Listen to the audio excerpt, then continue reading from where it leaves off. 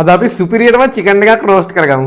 අද අපි රෝස්ට් කරගන්න යන්නේ මේ චිකන් එක තමයි. ඉතින් මේකේ ඔයගලන්ට පේන්න ඇති මම මේ හැමත් එක්කම තමයි අරගෙන තියෙන්නේ. ඔයාලා චිකන් එකක් රෝස්ට් කරද්දී හැමත් එක්කම ගන්න. එතකොට මාර රසකට මේක හදාගන්න පුළුවන්. මේ හැම කොහෙන්වත් තුවාල වෙලා නැහැ. ඉතින් තුවාල උනත් ගැටලුවක් නැහැ. පුළුවන් තරම් try කරන්න මේ වගේ full skin එකත් එක්ක තියෙන චිකන් එකක් ගන්න. දැන් අපි මේක සීසන් කරගන්න වැඩේට යන්. ඊට කලින් පොඩි දෙයක් තියෙනවා.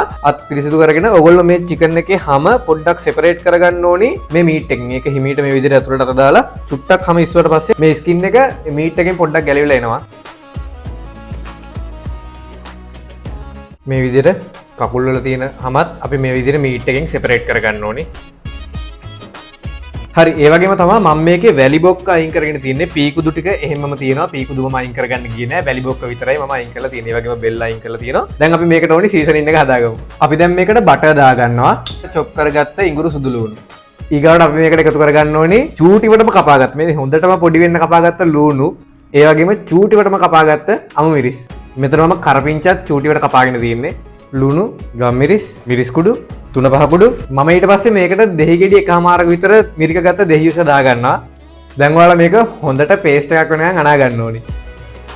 දැන් ඔයාලා සෙල්සියස් අංශක 180ට oven එක විනාඩි 10ක් ප්‍රීහීට් කරගන්න. ඊට පස්සේ මේ වගේ බේකින් ට්‍රේ එකකට අපේ චිකන් එක තියාගන්න. ඊට පස්සේ දැන් ඔයාලට තියෙන්නේ මේ අපි හදාගත්ත පේස්ට් එක තියෙන්නේ. මේ පේස්ට් එක මේ චිකන් එකේ හොඳට ඇප්ලයි කරගන්න. මේ විදිහට හදාගත්ත පේස්ට් එක අරගෙන මේ වගේ හොඳට ස්කින් එක ඇතුළට දාලා අපි මේක ඇප්ලයි කරගන්න ඕනි. චිකන් එක ඇතුළටත් මෙන්න මේ වගේ පුරව ගන්න. ඊට පස්සේ චිකන් එක අනිත් පැත්ත හරවලා මේකෙනුත් හොඳට ස්කින් එක ඇතුළට මේ පේස්ට් එක දාගන්න ඕනි. මම මේ වගේ කපාගත්ත අලපෙති ටිකකුත් මේ ට්‍රේ එකටම දාගන්නවා.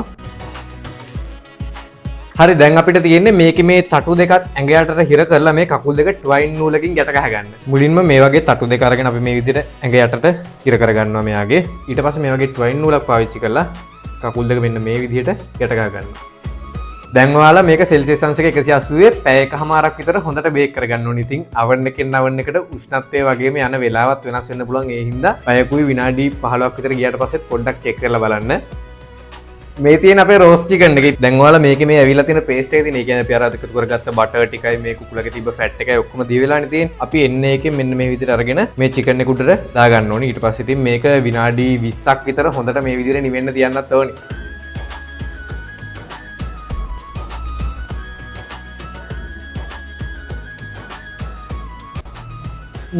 නියමයි යා